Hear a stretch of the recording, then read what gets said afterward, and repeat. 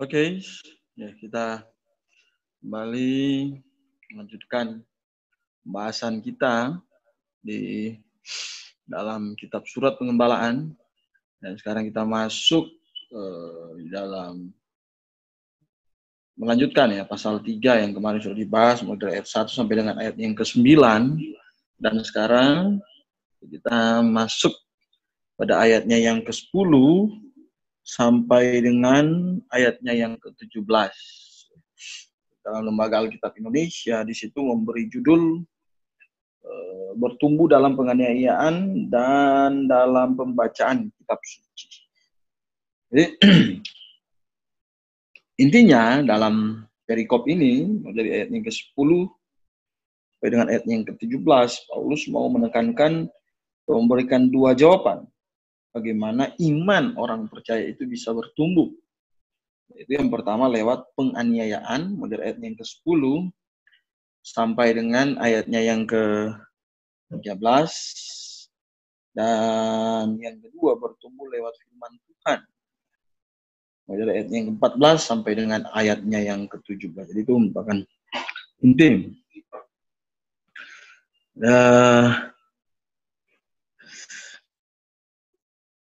Coba kita lihat mulai dari ayatnya yang ke-10 di sini. Tapi engkau telah mengikuti ajaranku, cara hidupku, pendirianku, imanku, kesalaranku, kasihku, dan ketekunanku. Engkau telah ikut menderita penganiayaan dan sengsara seperti yang telah kuderita di Antiokhia dan Ikonium dan di Listra. Semua penganiayaan itu kuderita dan Tuhan telah melepaskan aku daripadanya. Jadi Paulus sekali lagi ini bagian pertama dari bagaimana iman seorang percaya atau iman seorang pemberita itu bisa bertumbuh. Jadi yang pertama adalah lewat apa? Penganiayaan katanya. Dan bahkan sampai dengan ayatnya yang ke-13 nanti, coba kita lihat tuh sedikit-sedikit. Engkau telah mengikuti ajaranku di situ. Engkau telah mengikuti ajaranku, artinya ya dalam hal ini apa yang diajarkan oleh Timotius sama seperti yang diajarkan oleh Paulus. Kita sudah melihat pasal ayat-ayat sebelumnya, ya Paulus sudah mengajarkan bagaimana prinsip meregenerasikan kebenaran dan meregenerasikan kepemimpinan di dalam pelayanan. Dan ya ketika Paulus mengajarkan ini kepada Timotius, ya kan, Timotius mau supaya Paulus mau supaya Timotius juga mengajarkan ini kepada orang-orang yang hidup setelah dia. Jadi Paulus memberikan satu contoh bagaimana Paulus mampu menjadi saksi yang baik, terbukti menjadi saksi yang baik dalam kehidupan pelayanan, dan itu dilihat langsung oleh Timotius, dan Timotius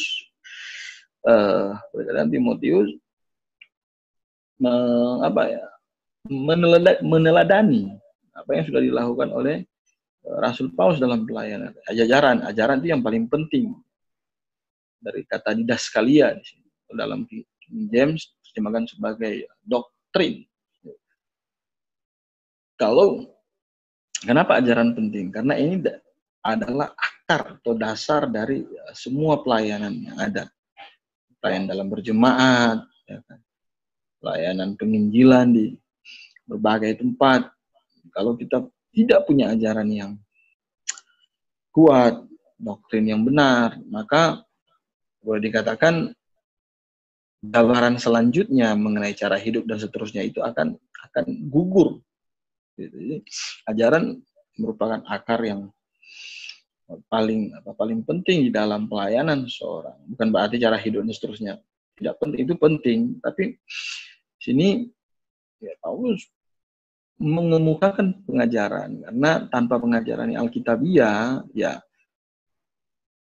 praktikal pelayanannya itu ya berjalan ya tidak efektif. Nah, gereja kalau tidak punya pengajaran, walaupun kelihatan cara hidup orangnya baik-baik dan seterusnya, ya sama dengan omong kosong di hadapan Tuhan.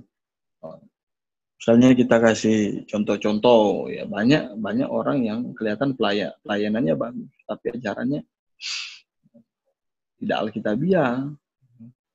Anda mungkin pernah bertemu dengan orang-orang saksi Yehova, orang-orang dari gereja Mormon, mengamati kehidupan mereka yang kelihatannya baik. Tetapi semuanya itu akan menjadi tidak berharga di hadapan Tuhan kalau pengajaran atau doktrin kita tidak alkitabiah. Kira-kira seperti itu prinsipnya. Jadi ya bahkan bukan cuma ajaran, yang kedua ada apa katanya? Cara hidup. Ya ini bicara kepada kehidupan yang bersaksi. Pengajaran yang benar akan menghasilkan cara hidup atau gaya hidup yang benar. Jadi kehidupan yang benar akan menghasilkan gaya hidup yang benar. Kadang-kadang ada gaya hidup yang benar, tapi belum tentu pengajaran yang benar. Tetapi pengajaran yang benar harus menghasilkan gaya hidup yang benar. Kita orang percaya dituntut untuk melakukan atau membuktikan ya, kehidupan iman kita itu lewat perbuatan setiap sehari-hari. Gitu. Perbuatan sehari-hari. Dalam King James terjemahkan sebagai manner of life. Dari bahasa Yunani agoge. Ini bicara kepada apa? Gaya hidup, sikap hidup ya, sebagai orang yang sudah diselamatkan. Kemudian yang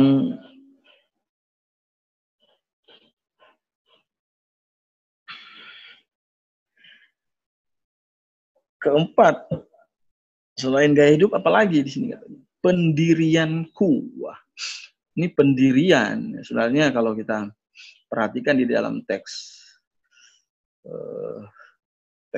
Yunani itu dari kata protesis ya. Ini sebenarnya diartikan sebagai tujuan hidup. Jadi punya pengajaran, punya gaya hidup yang benar. Sekarang kita bicara kepada apa tujuan untuk melayani. Jadi Paulus mau mengajarkan ini kepada Timotius, supaya Timotius mengerti ya, tujuan melayani itu apa. Ya. Kalau tujuan melayani untuk menjadi kaya, supaya nama kita tersohor dan seterusnya, nah itu bukan lagi tujuan yang murni dalam pelayanan. Tentu kalau Paulus mau jadi kaya, dia tidak akan menjadi pengikut Kristus sejati. Pasti, ya mungkin dia akan lebih memilih hidup dia yang lama. Kalau tujuan hidupnya adalah untuk apa? Memperkaya diri sendiri. Dan itu bukan itu yang menjadi tujuan hidup ketika seseorang boleh dikatakan ditangkap oleh Tuhan untuk melayani Tuhan dalam pekerjaan penginjilan, pembangunan jemaat lokal. Dan kemudian apalagi yang harus diteladani dari Paulus? Iman Paulus. Nah, iman. Kenapa Paulus mau menyinggung iman lagi di sini? Ya karena ini adalah satu paket. Artinya gini, pengajaran yang benar akan menghasilkan imannya. Iman kepada juru selamat, sebagai satu-satunya juru selamat. Kemudian iman kepada doktrinnya Alkitabiah, itu sangat penting. Dibawa ke dalam apa? Pelayanan. Iman. Kemudian selain iman apalagi? Kesabaran. Dalam King James diterjemahkan sebagai long suffering. Kesabaran dari kata makrotumia. Jadi dalam pelayanan butuh kesabaran. Sabar menghadapi banyak orang, sabar menghadapi realita hidup sebagai seorang pemberita kebenaran. Kadang ya ada hal-hal yang memang membuat kita kaget untuk kita hadapi dalam dunia pelayanan. Mungkin ada tekanan-tekanan yang sebelumnya belum pernah kita hadapi, tetapi ketika kita melayani Tuhan, kita akan menghadapi tekanan-tekanan atau pergumulan-pergumulan, atau bahkan ya, banyak hal ya, yang kadang mungkin bisa membuat kita jadi lemah, membuat kita jadi membuat kita menjadi orang yang kelihatan tidak berdaya dan seterusnya. Akhirnya bisa ya bisa membuka kemungkinan ada juga yang mundur. Karena apa? Karena tidak sabar dalam pelayanan. Kadang ya secara manusia ya kadang kita berpikir bahwa aduh, kenapa pelayanan susah seperti ini? Pelayanan seperti ini. Tapi ya kadang itu cara Tuhan untuk membuat kita menjadi orang-orang yang tangguh, kuat, dan berpengalaman di dalam pelayanan. Kemudian apalagi katanya? Ada kasihku. Unik di sini Paulus pakai kata agape, artinya ini kasih yang memang didasarkan pada pengenalan Tuhan yang benar. Jadi kasih agape. Dan yang terakhir adalah ketekunan. Jadi ini yang diharapkan oleh Rasul Paulus dan juga harus dimiliki oleh Timotius, dan bukan hanya Timotius, tapi kita semua yang punya cita-cita yang sama, punya visi yang sama, punya tujuan hidup yang sama, yaitu untuk melayani Tuhan. Kita harus punya ajaran. Apakah kita harus meneladani Paulus dalam hal ajaran? Jelas. Kita tidak mentuhankan Paulus, tapi kita melihat apa yang diajarkan oleh Paulus itu adalah berasal dari Tuhan. Kemudian apakah kita harus melihat cara hidup Paulus? Sama seperti Timotius melihat cara hidup Paulus dalam pelayanan. Harus. Tujuannya, semuanya.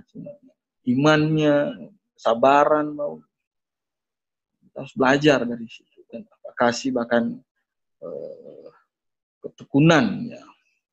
Ketekunan dari kata hupomone.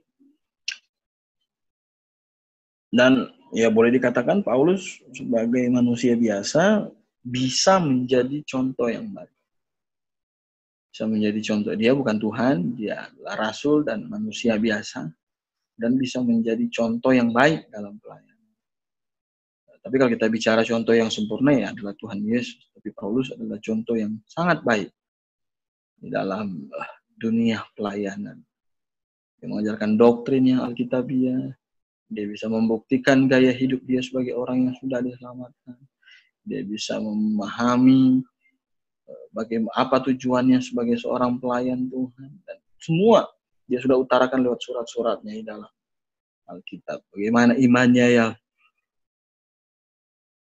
kokoh dan teguh, kesabaran dia dalam menghadapi tantangan-tantangan pelayan. Kalau kita baca bagaimana dia naik gunung turun gunung istilahnya, masuk kota satu keluar kota yang lain dan seterusnya. Untuk dengan sabar memberitakan firman Tuhan, dengan sabar menjawab orang, dengan sabar memberikan orang-orang pengertian berkaitan dengan kebenaran firman Tuhan dan ketekunan. Tekun ini artinya melakukan itu dengan secara terus-menerus dengan benar. Itu tekun. Kalau kita melayani Tuhan tidak tekun, ya, itu akan ya berdampak banyak sih dalam pertumbuhan jemaat, baik secara kualitas maupun kuantitas itu pengaruhnya. Jadi Paulus bisa menjadi teladan dalam banyak hal, cara hidup, pendirian atau tujuan ya iman, sabaran, kasih, dan ketekunan. Jika Paulus mengajar ini kepada Timotius, ini juga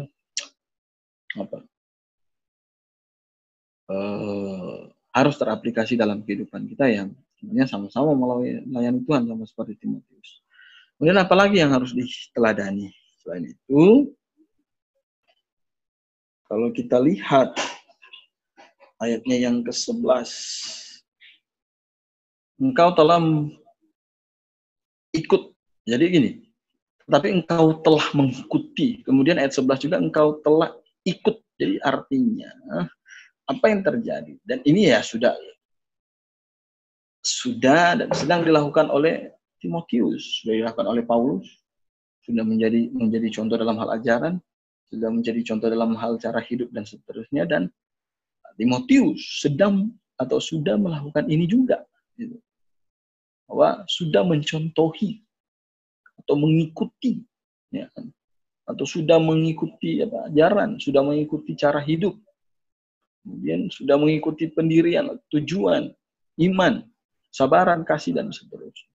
Jadi sudah, karena memang di dalam ayatnya yang ke-10 11 ini itu pakai dalam tensis, kalau dalam Ibrani dalam bentuk auris, artinya sudah terjadi. Kemudian apalagi? Ayat yang ke-11, engkau telah mengikuti penderitaan. Penderitaan.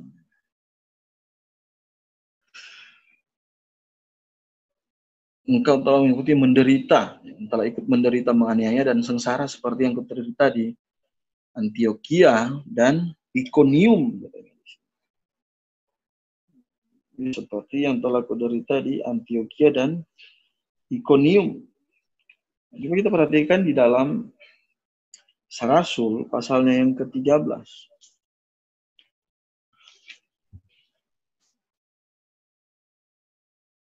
Ayat 14.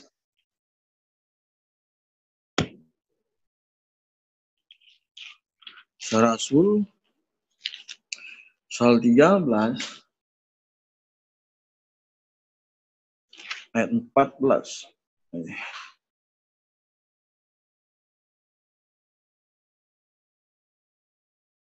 Sampai dengan pasalnya yang ke-14, ayatnya yang ke-20 ini adalah ayat yang sangat-sangat panjang, bagaimana Paulus memulai perjalanannya, dan di situ ada beberapa tantangan-tantangan. Misalnya kalau kita lihat dalam pasal 13 ayat 50, orang-orang Yahudi menghasut perempuan-perempuan terkemuka yang takut akan Allah, pembesar-pembesar di kota itu, dan mereka menimbulkan penganiayaan atas Paulus dan Barnabas. Salah satu contoh yang dikemukakan oleh Paulus. Apakah Timotius menderita? Ya, Timotius menderita karena di situ Paulus sudah berkata, engkau telah ikut, menderita. Dan di Listra, ya, ada Antioquia, Iconium, dan Listra. Ini adalah 3 kota pertama yang paling awal dijelajahi oleh Paulus di dalam misi pemberitaan Injil. Semua penganiayaan itu kuderita dan Tuhan telah melepaskan aku daripada ini. Penganiayaan itu kuderita,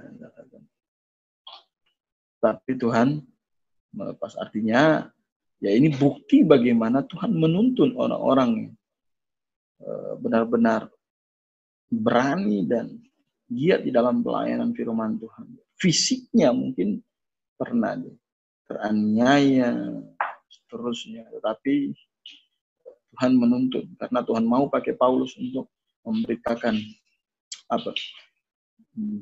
berita firman Tuhan di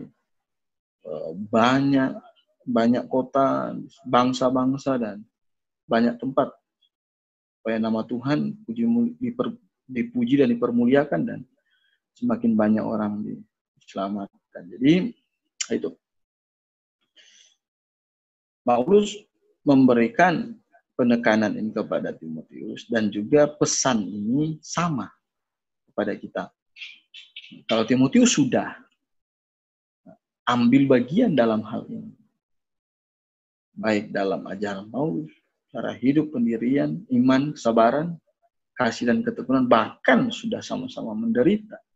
Dan sekarang tiba saatnya kita yang hidup di zaman yang berbeda dengan mereka juga harus mengikuti ajaran yang sama, gaya hidup yang, cara hidup yang sama, tujuan hidup yang sama, iman yang sama, kesabaran yang sama, kasih, bahkan ketekunan. Bahkan ya kalau kita harus menderita karena pemberitaan itu, ya kita harus siap untuk menghadapi penderitaan dalam pelayanan kapan saja.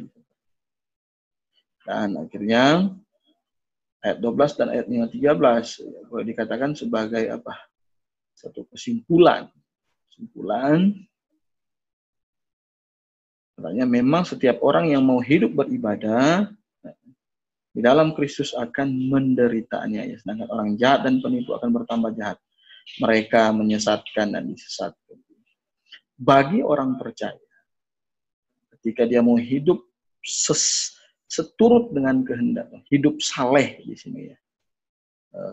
Kalau di dalam King James terjemahkan sebagai godly dari kata eusebia, eusebeus, dari kata eusebos ya. Godly atau ketekunan, hidup tekun di dalam Kristus, kita akan apa? Menderita. Saya sudah berapa kali ulang-ulang bahwa penderitaan itu tidak harus fisik. Kadang ada penderitaan-penderitaan yang lain yang akan kita hadapi dalam apa? Dalam pelayanan mungkin orang akan apa? Ejek kita. Jadi penderitaan secara pikiran mungkin bisa jadi. Penderitaan secara sosial, kita akan dijauhi, mungkin dianggap orang aneh dan itu terjadi. Nah, apa yang disampaikan Paulus terjadi memang pada saat itu ya seperti itu, dan ini juga bisa menjadi satu pesan nubuatan bahwa di kemudian hari bisa terjadi kepada hal ini. Seperti yang dia sudah jelaskan sebelumnya di dalam perikop sebelumnya mengenai manusia-manusia akhir zaman. Kemudian katanya, kalau tadi orang yang mau hidup beribadah, hidup saleh, tetapi orang jahat seperti apa? Dalam ayatnya yang ke-13, dikatakan, sedangkan orang jahat penipu akan bertambah jahat, mereka akan menyesatkan dan disesatkan. Jadi, orang yang jahat akan bertambah jahat, dan itu yang terjadi sekarang. Dunia semakin maju dalam peradaban, dalam banyak hal, tapi ternyata tidak membuat kehidupan orang itu menjadi lebih baik, tidak membuat kehidupan moral, kehidupan etika seorang itu menjadi lebih baik. Itu karena apa? Karena orang mau maju dalam kedagingan, tetapi tidak mau maju dalam hal rohani. Oleh sebab itu ya mereka bertambah jahat. Sekarang kita lihat bagaimana orang-orang jahat ya, tidak lagi takut untuk berbuat dosa. Mereka gampang membunuh, gampang melakukan dosa-dosa yang lain, gampang mencuri, gampang ini, pokoknya dosa bukan lagi atau dosa atau kejahatan bukan lagi hal yang menakutkan, tapi hal yang biasa. Dan inilah tindakan orang-orang yang belum diselamatkan. Mereka katanya menyesatkan dan disesatkan. Mereka menyesatkan dan disesatkan. Ini kesesatan merajalela dan itu kita tidak usah bicara di dalam luar gereja, dalam gereja sendiri. Bagaimana kesesatan itu semakin hari semakin meningkat. Kesesatan itu semakin hari semakin merajalela. Ketika mimbar tidak lagi diisi oleh orang-orang yang sebenarnya bisa bertanggung jawab untuk pemberitaan mereka didasarkan kepada kebenaran firman Tuhan, tapi sekarang mimbar ya, dipakai untuk menyampaikan hal-hal yang sebenarnya tidak Tuhan senangi. Dengan apa? Doktrin-doktrin palsu, ajaran-ajaran lain, ajaran-ajaran yang tidak alkitabiah. Sekarang gembar-gembor para pendeta-pendeta dengan klaim punya karunia kesembuhan, karunia kerasulan dan seterusnya. Itu dibawa ke dalam gereja, dan ya berapa banyak orang yang sangat senang dengan hal-hal yang seperti. Oleh sebab itu dikatakan mereka menyesatkan dan disesatkan. Tuhan Yesus pernah berkata bahwa ya enggak usah heran karena memang kesesatan itu harus ada, tetapi di situ dikatakan lagi, tetapi katanya celakalah orang yang mengadakan. Celaka, jadi artinya punya konsekuensi. Kemudian apalagi sekarang ada banyak sekali pengajaran selain tadi masalah klaim dapat karunia kerasulan, padahal ya namanya karunia kerasulan berarti milik rasul, bukan milik orang lain.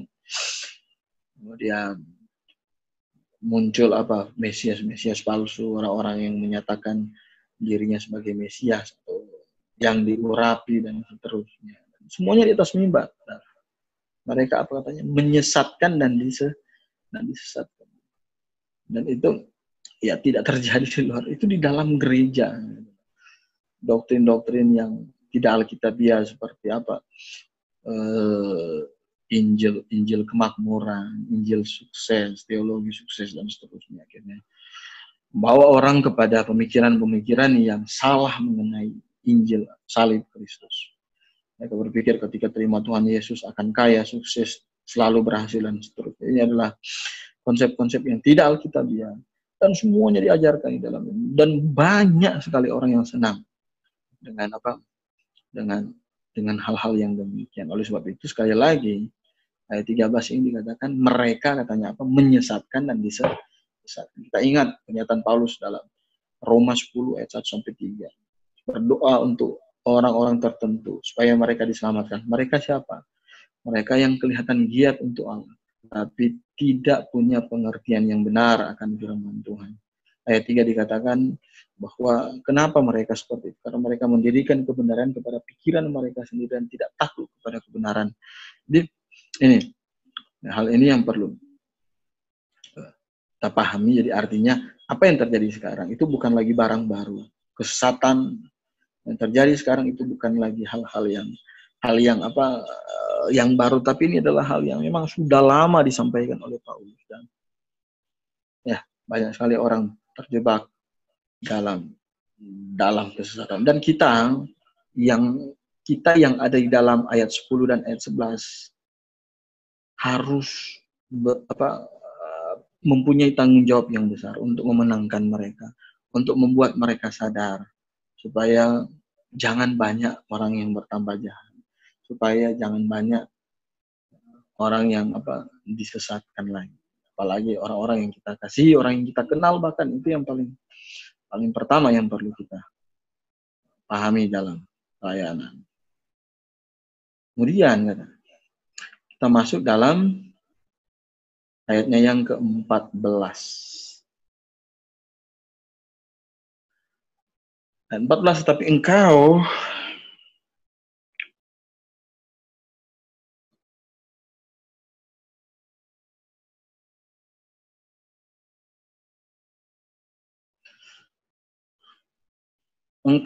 tetap berpegang pada kebenaran. Engkau harus tetap berpegang pada kebenaran yang telah engkau terima dan engkau yakini dengan selalu mengingat orang yang telah mengajarkannya. Padamu ingatlah juga bahwa dari kecil engkau sudah mengenal kitab suci yang dapat memberi hikmat kepadamu dan menuntun engkau pada keselamatan oleh iman pada Yesus. Jadi, ini saya bilang tadi bahwa yang terjadi dalam ayat 13 itu adalah satu kehidupan yang sangat berbahaya. Oleh sebab itu Timotius supaya tidak jatuh kepada ayat 13 harus berpegang pada kebenaran yang telah engkau terima dan telah engkau yakini. Mana yang diterima dan diyakini oleh Timotius yang dijelaskan mulai ayat yang ke-10, ayat 11 dan ayat 12. Dan selalu mengingat orang yang telah mengajarkan kepada. Jadi berpegang kepada kebenaran dan mengingat orang yang telah mengajarkan kepada. Paulus bukan gila hormat di sini, tapi Paulus ingin supaya Timotius menjadi orang yang berguna di dalam pelayanan. Artinya waktu yang dia pakai untuk melayani adalah waktu yang benar-benar berguna dan menyenangkan hati Tuhan dan bisa membawa orang-orang ke dalam pengertian yang benar akan kebenaran firman. Kalau kita melayani tetapi bukan untuk tapi malah menyesatkan orang, hidup pelayanan kita tidak berguna karena toh nanti akan dihukum juga. Seperti tadi ya dalam Roma 10 ayat 1 sampai dengan ayat 5. Engkau katanya tetap berpegang. Tetap berpegang. Kata meno artinya melanjutkan. Terus berpegang kepada kebenaran yang telah engkau terima. Ini bicara kepada kondisi yang bicara kepada dalam istilah continuous, meneruskan pelayanan itu. Ini kita perhatikan ya dalam ayatnya yang 14. Jadi ada apa? Dorongan untuk terus melakukan apa yang sudah dikatakan dalam ayat 10 dan ayat yang ke-12 tadi. Ini dalam present aktif ya harusnya ini coba. Ya, present aktif, imperatif. Ya. Perintah untuk apa? Kalau dalam present artinya bicara kepada tindakan yang aktual terus-menerus dilakukan. Dulu sudah, ya kan sudah ikuti ajaran Paulus, sudah mengikuti, tetapi harus dilakukan terus-menerus. Sebab itu dikatakan berpegang, pegang dalam apa? Dalam menggenggam itu pada kebenaran yang telah engkau terima dan engkau yakini. Dan dengan selalu mengingat orang yang telah apa katanya mengajarkannya kepadamu, menghargai, mengingat orang yang telah mengajarkan kita. Itu sebenarnya ya bukan karena orang itu butuh kita hormat, gila hormat atau sudah tidak, tetapi ini adalah sikap yang wajar. Kita terima kebenaran dari orang lain, kita harus mengingat orang itu. Kita mengingat mereka dalam doa, kita mengingat mereka dalam pemberitaan-pemberitaan, dan ketika kita mengingat kehidupan mereka yang hebat, yang luar biasa, yang penuh semangat dalam Tuhan, itu akan mendorong kita untuk melakukan hal yang sama. Melakukan hal yang sama seperti yang sudah mereka lakukan. Jadi mengingat orang katanya yang telah mengajarkan kepada. Ini penting ya, tidak hanya kepada Paulus dan Timotius, tetapi ini juga berlaku dalam kehidupan. Apakah kita mengingat jasa-jasa orang-orang yang telah membawa kebenaran, Paulus, rasul-rasul. Kemudian ada orang-orang beriman di abad mula-mula yang sudah mempertahankan kebenaran.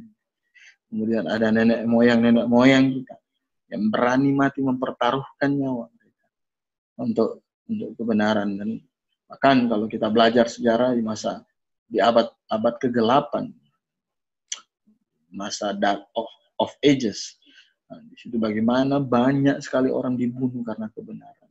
Apakah mereka gentar? Tidak. Mereka berdiri teguh kepada kebenaran dan mereka berani melakukan itu. Karena juga mereka mengingat orang-orang yang sudah berjasa kepada mereka. Dan sekarang kita hidup setelah mereka. Mereka semua sudah bersama-sama dengan Tuhan. Kita harus mengingat jasa-jasa mereka. Ada orang-orang sekarang yang terus dengan setia memberitakan kebenaran dan akhirnya kita bisa dengar kebenaran dari orang-orang tersebut. Itu adalah jasa yang luar biasa. Jasa yang luar biasa dan nilainya terlalu mahal. Terlalu mahal untuk apa? Untuk kehidupan kita. Kemudian ayat yang ke-15, ingat juga bahwa dari kecil engkau sudah mengenal kitab suci yang dapat memberi hikmat kepadamu dan menuntun engkau kepada keselamatan oleh iman dan kepada Kristus Yesus. Oke, sebelum kita masuk ayat 15 sampai dengan ayat yang ke-13 tadi ya saya mau kesimpulkan lagi. Jadi pengalaman pelayanan, pendirian kita kepada doktrin yang benar dan pikiran kita kepada tujuan yang benar itu akan membawa kita dan bertumbuh di dalam Tuhan. Iman kita akan bertumbuh. Jadi penganiayaan dan semua pengalaman hidup, semua tantangan hidup itu akan seharusnya membuat kita menjadi orang yang bertumbuh dalam pelayanan firman Tuhan. Itu yang pertama tadi sampai 3. Kemudian mulai 14 ini sudah mulai kepada bagian yang kedua, yaitu sedang bicara kepada apa yang membuat orang bertumbuh. Yang kedua adalah Alkitab, firman Tuhan, atau kebenaran itu. Sudah mulai ayat 14 ya. Ayat 15, ingatlah juga bahwa dari kecil engkau sudah mengenal kitab suci yang dapat memberi hikmat kepadamu dan menuntut engkau kepada keselamatan oleh iman pada Kristus. Jadi kitab suci yang bisa menuntun dari kecil. Sejak kapan? Dari kecil di sini. Ini menunjukkan satu progresivitas rohani. Jadi bisa dari kecil secara rohani, artinya sejak masih bayi rohani, Timotius sudah konsisten untuk mempelajari kebenaran firman Tuhan. Kemudian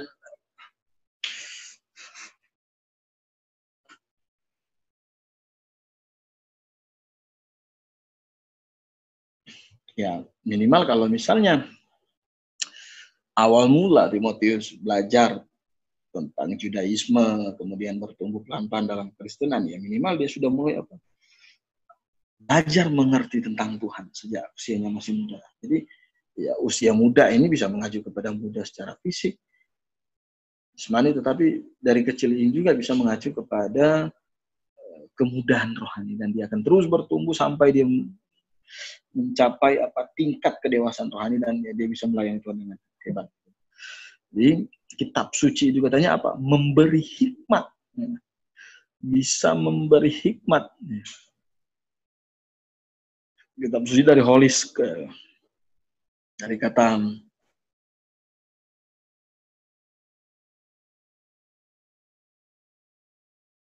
dari dua kata sini kemudian diterjemahkan sebagai kitab suci. Holy Scriptures ya. Kalau dalam bahasa Yunani, hierogramata, tulisan suci sini. Tulisan suci.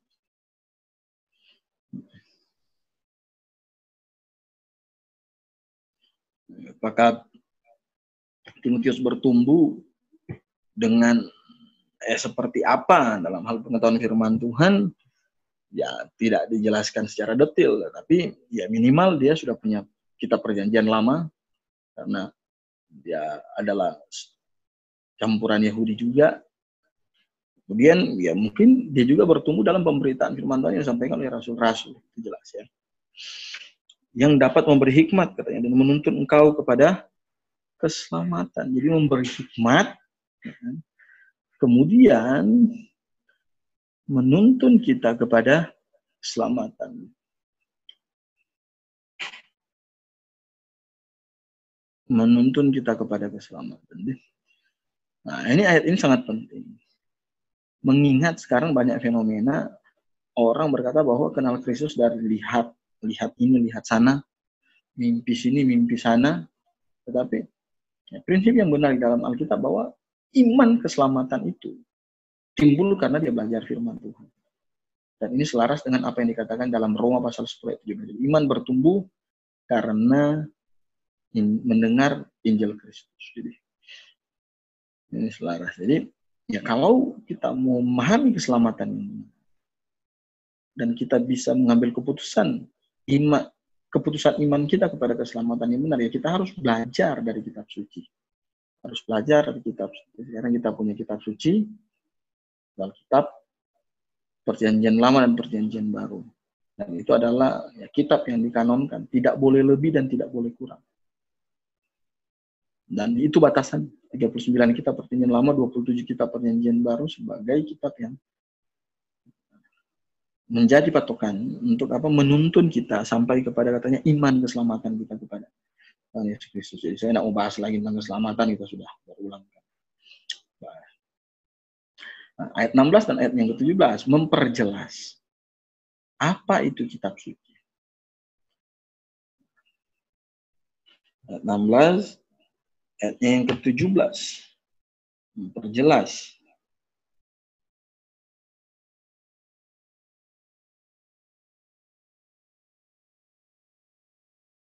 apa itu kitab suci. Coba kita lihat ayat 16. Kitab suci adalah segala tulisan yang diilhamkan Allah, itu kitab suci. Jadi segala tulisan yang diilhamkan Allah itu adalah kitab suci. Pewahyuan, banyak orang Tuhan berikan pewahyuan. Tetapi tidak semua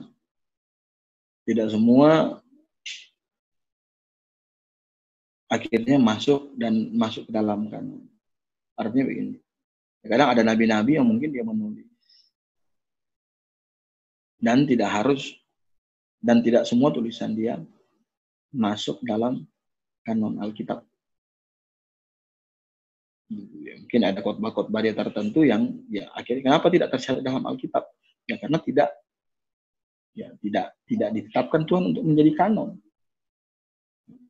Tetapi tulisan-tulisan yang diilhamkan oleh Tuhan yang sekarang ada kita pegang, yaitu ya memang diilhamkan oleh Tuhan untuk masuk dalam kanon kitab suci.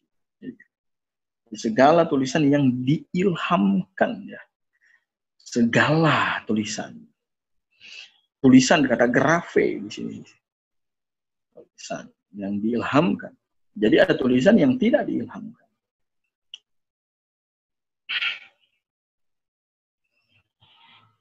Yang masuk sebagai kitab suci ya tulisan yang memang diilhamkan. Kemudian diilhamkan itu dari kata theos neutos, dari dua kata sebenarnya ini kemudian dijadikan satu. Theos artinya Tuhan, neutos artinya nafas. Kalau dalam King James langsung diterjemahkan sebagai given by inspiration of God. Ilham atau dinafaskan oleh Tuhan. Dalam pengertian khusus, pengilhaman ini bisa diartikan sebagai merupakan pengaruh, ya. Pengaruh tindakan supranatural Roh Kudus terhadap para penulis yang membuat tulisan mereka, pembuatan mereka atau wahyu mereka menjadi firman Tuhan yang sempurna. Jadi itu pengertian dari secara literal, ya, dari dua kata theos neutos atau dinafaskan oleh Allah. Tapi kata ini bisa diartikan sebagai pengaruh, ya, tulisan-tulisan yang atau merupakan pengaruh supranatural Roh Kudus terhadap para penulis yang membuat tulisan mereka atau pembuatan mereka atau wahyu penglihatan mereka yang mereka tulis menjadi firman yang sempurna. Dalam Kristenan sendiri melihat ini akhirnya mengkelompok-kelompokkan ini dalam beberapa kelompok. Ada yang memahami pengilhaman seperti ini, ada yang memahami atau pengilhaman atau inspirasi seperti ini. Ada beberapa, 8 ya minimal, ya. Ada yang percaya bahwa prinsip inspirasi itu inspirasi natural atau natural inspiration. Paham ini mengajarkan bahwa sama sekali tidak melibatkan Tuhan dan lebih mengandalkan kekuatan manusia dalam menulis Alkitab. Jadi ini adalah paham yang sangat-sangat liberal dan sama sekali katanya penulis tidak melibatkan Tuhan. Artinya ini adalah tulisan yang murni tulisan manusia, pikiran manusia dan seterusnya. Dan tidak ada andil Tuhan untuk itu. Itu yang disebut sebagai natural inspiration. Kemudian ada yang disebut sebagai mystic inspiration. Jadi dalam dalam pengertian mystic inspiration ini, ya, mereka yang masih memakai Roh Kudus dalam inspirasi walaupun peran Roh Kudus ini dibatasi. Jadi peran Roh Kudus dibatasi. Karena dibatasi maka peran Roh Kudus kepada manusia kurang spesial. Jadi ini yang disebut sebagai mystic inspiration. Ada peran Roh Kudus tapi terbatas dan kelihatannya ya, peran manusia jauh lebih besar daripada peran Roh Kudus dalam pemahaman mystic inspiration. Kemudian ada yang ketiga yang disebut sebagai Bartian ya tulisannya. Bartian inspiration. Ini dikemukakan oleh seorang ya, yang bernama Karl Barth. Ya, artinya kita kenal orang ini. Orang liberal juga sebenarnya. Konsep ini menekankan bahwa Alkitab bukanlah untuk mengajarkan kebenaran, tapi hanya untuk sebagai medium supaya kenal Kristus. Bukan mengajarkan, menekankan atau mengajarkan kebenaran, tetapi cuma medium sebagai perantara, ya, mediator untuk mengenal Kristus. Karena Alkitab hanya medium dan medium bisa salah. Berarti anggota, ya, jadi karena dia hanya medium, Alkitab sebagai medium, jadi Alkitab bisa salah. Kemudian ada yang disebut sebagai dynamic inspiration. Dynamic inspiration ini mengajarkan apa? Jadi dynamic inspiration ini mengajarkan bahwa Alkitab memiliki unsur-unsur ilahi dan manusiawi dalam kepenulisan. Jadi unsur ilahi adalah kerja Roh Kudus menuntun manusia dan manusia memilih kata-katanya sendiri sesuai dengan kepribadian latar belakangnya dalam menulis kitab. Jadi ada unsur ilahi sedikit, kemudian pemilihan kata dan seterusnya itu dilakukan oleh manusia. Dan Roh Kudus tidak punya andil dalam pemilihan. Ini adalah pemahaman yang salah juga. Kemudian disebut sebagai degree inspiration. Jadi degree inspiration ini apa? Tidak mempermasalahkan kata-kata dan pemikiran yang diinspirasikan, tetapi lebih kepada prinsip bahwa ada bagian-bagian tertentu yang terinspirasi dari bagian yang lain. Jadi secara degree interaction, jangan. Jadi ya nggak usah terlalu pusing dengan kata-katanya, tetapi kepada pesannya saja. Jadi kira-kira seperti itu. Kemudian ada yang disebut sebagai partial inspiration. Jadi partial inspiration ini lebih menspesifikkan bahwa yang terinspirasi adalah hal-hal yang tidak dapat diketahui secara manusia. Jadi kalau hal yang tidak dapat diketahui secara manusia, ya itu terinspirasi. Sedangkan hal-hal yang diketahui secara manusia, ya itu tidak terinspirasi. Jadi misalnya apa? Ya, buatan tentang akhir zaman seperti itu yang tidak bisa diketahui oleh manusia, dan itu terinspirasi. Ini juga salah. Kemudian yang ketujuh ada yang disebut sebagai dicteum, dicte ya, dicte inspiration, dengan cara mendikte manusia hanya mesin untuk jadi manusia hanya mesin seperti mesin tik, kemudian berjalan dengan sendiri. Ya, ini prinsip yang salah, tidak alkitabiah. Kemudian yang ke-8 ada disebut sebagai verbal plenary inspiration. Nah, ini adalah pandangan yang paling alkitabiah menurut saya, paling fundamental, dan percaya bahwa inspirasi Alkitab Tuhan bersifat menyeluruh, baik kata per kata, grammar, tenses, seluruh unsur tata bahasa kepada penulis sesuai dengan keinginan Tuhan dan tanpa salah. Inilah yang sesuai dengan pengertian ilham dari kata theos pneutos, dinafaskan. Jadi ketika Tuhan pakai prinsip dinafaskan oleh Allah, jadi yaitu ya, kita ini bicara kepada sifat yang verbal plenary, ya, perfect verbal plenary. Jadi yang diinspirasikan apa? Kata per kata, kata-katanya, seluruhan kata, grammarnya, seluruhan unsur tata bahasa. Dan itu diinspirasikan kepada penulis sesuai dengan keinginan dan tanpa salah. Ini penting. Karena kalau kita pegang prinsip-prinsip inspirasi yang sebelumnya seperti natural inspiration, degree inspiration, kemudian ya banyak ya jenis-jenis inspirasi tadi, kemudian dynamic inspiration, partial inspiration. Jadi, akhirnya itu bisa membawa kepada satu kemungkinan Alkitab bisa salah.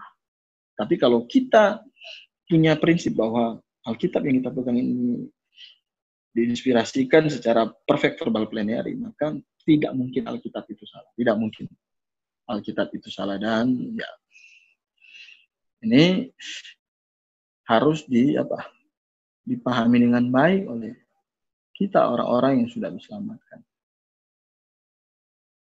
Coba kita lihat. Ya. Jadi gitu. Nah, kalau kita perhatikan di sini proses kanon. Bentar ya.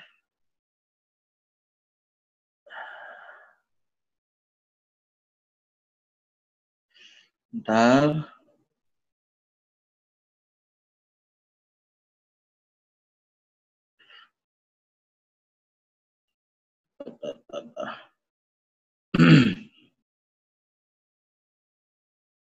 Coba kita lihat. Ini. Ya. Ini proses kanon. Jadi kalau kita setia dan berpegang erat kepada prinsip verbal plenary, perfect verbal plenary inspiration, maka begini. Maka proses ilham itu akan menghasilkan autografa yang tidak ada salah. Autografa yang tidak ada salah. Tetapi kalau kita pegang yang tadi, parsial, dynamic, dan seterusnya, maka di autografa saya sudah banyak salah. Bisa banyak salah. Karena yang ditekankan di situ bukan lagi peran Tuhan atau peran Roh Kudus, tetapi lebih besar kepada peran manusianya. Manusia terbatas dalam pikiran. Manusia terbatas dalam kedagingan. Manusia terbatas dalam kesalahan. Jadi kalau kita mau menghasilkan firman yang tidak ada salah dari segi apapun, ya seharusnya kita harus pegang konsep verbal plenary, perfect verbal plenary. Supaya yang pertama, ketika proses ilham menghasilkan autograpa, sudah pasti tidak ada salah. Kemudian dari autograpa ada namanya proses penyalinan menghasilkan heksagrapa. Jadi heksagrapa ini adalah salinan-salinan dari autograpa. Salinan-salinan ini ada yang tidak terpelihara. Yang tidak terpelihara bukan acuan lagi untuk kita. Artinya apa? Ya bisa jadi ada salah dalam penafsiran. Tetapi kita pakai yang terpelihara. Misalnya apa? Ya perjanjian lama Masoretic text yang disalin oleh kaum Masoret dengan perjanjian baru, ya kita percaya bahwa salinan yang terpelihara adalah Textus Receptus. Dan mereka ini adalah apa kita bilang inerensi, tidak ada salah.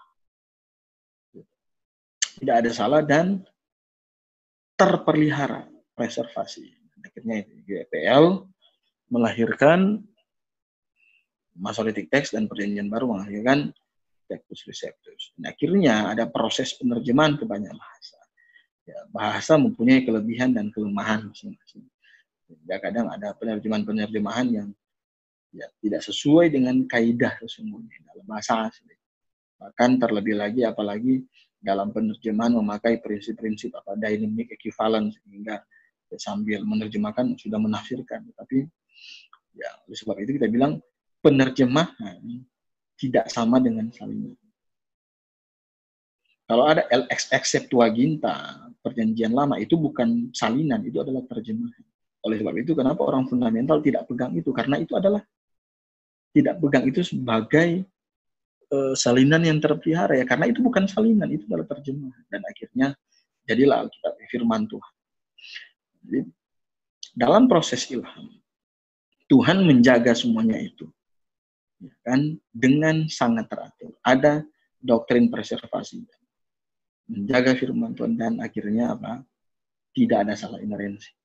Jadi kemudian kalau kita kembali dalam ayatnya kalau kita lihat ayatnya yang ke-17, nanti kita melihat ada yang disebut sebagai doktrin sufisiensi. Doktrin sufisiensi. Ya, kita kembali ke Alkitab dulu.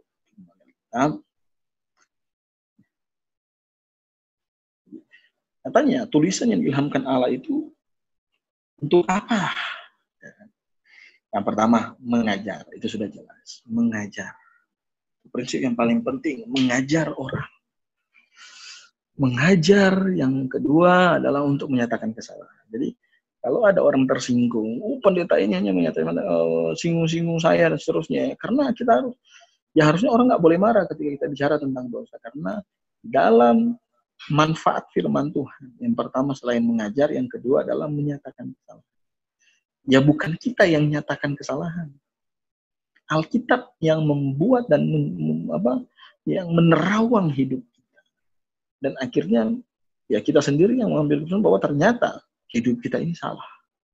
Kadang menurut kita benar, tetapi di mata Tuhan belum tentu benar. Kemudian yang kedua apa? Untuk memperbaiki kelakuan. Perbaiki. Jadi setelah kita tahu kita salah, itu akan membawa kita kepada apa? Perbaikan-perbaikan. Menjadi orang yang baik. Dan yang terakhir adalah untuk mendidik orang dalam kebenaran. Jadi, tidak hanya sampai kepada perubahan, tetapi mendidik. Artinya secara terus-menerus orang bisa hidup di dalam kebenaran. Nah, ini prinsip yang sangat penting. Manfaat firman Tuhan. Untuk menyatakan kesalahan, untuk mengajar, menyatakan kesalahan, memperbaiki kelakuan, dan mendidik orang dalam kebenaran. Jadi kalau cuma stop sampai perbaiki kelakuan, tetapi tidak melakukan satu tindakan yang kontinu, ya maka bisa saja orang itu akan mati dan jatuh. Tapi kalau ada tindakan selanjutnya itu mendidiknya, artinya ini tindakan kontinus orang dalam kebenaran, ini akan bisa memelihara iman orang sampai kepada saat dimana Tuhan panggil dia atau saat dimana Tuhan Yesus datang kedua kali. Itu penting dalam prinsipnya. Kemudian ayatnya yang ke-17. Ya. Nah, ini yang disebut sebagai sufficiency, doktrin sufficiency atau kecukupan firman Tuhan. Jadi katanya dengan demikian tiap-tiap manusia kepunyaan Allah diperlengkapi untuk apa? Perbuatan. Jadi cukup untuk memperlengkapi kita. Alkitab diilhamkan dan juga Alkitab cukup.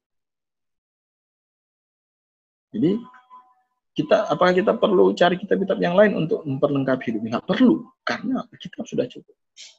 Oleh sebab itu, ini prinsipnya sama dengan prinsip kalau kita bicara kepada Alkitab kanon tertutup. Kalau kanon tertutup berarti cukup. Kalau Alkitab cukup berarti tidak boleh ada lagi firman-firman yang lain, baik tertulis maupun. Jadi ini bisa, jadi ayat 17 mengajarkan kita tentang kecukupan firman. Dengan demikian, manusia kepunyaan Allah diperlengkapi. Ya. Apa yang memperlengkapi? Yaitu firman yang diilham atau tulisan yang diilhamkan Allah. Kalau kita baca dalam kitab Amsal pasal 30 ya.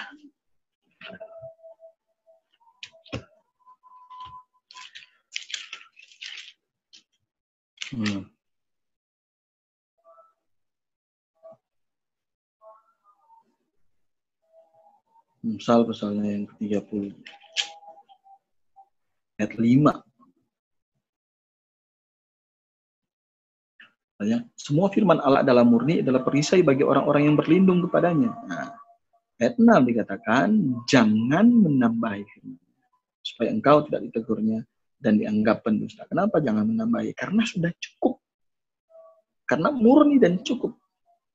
Jadi tidak perlu ditambah, tidak perlu dikurangi, apalagi dikurangi. Jadi, adalah prinsip yang mesti kita ingat, ya kita mesti bawa prinsip dalam pelayanan. Untuk orang fundamental ini adalah harga mati, tidak boleh dilepas. Bahwa inspirasi yang kita percaya adalah inspirasi yang sifatnya perfect verbal plenary. Dan kita percaya bahwa itu cukup. Firman Tuhan yang kita pegang sekarang, itu Alkitab cukup untuk menuntun kita sampai kepada kehidupan yang akan datang. Oke, mungkin sampai di sini dulu kelas kita. Selamat siang.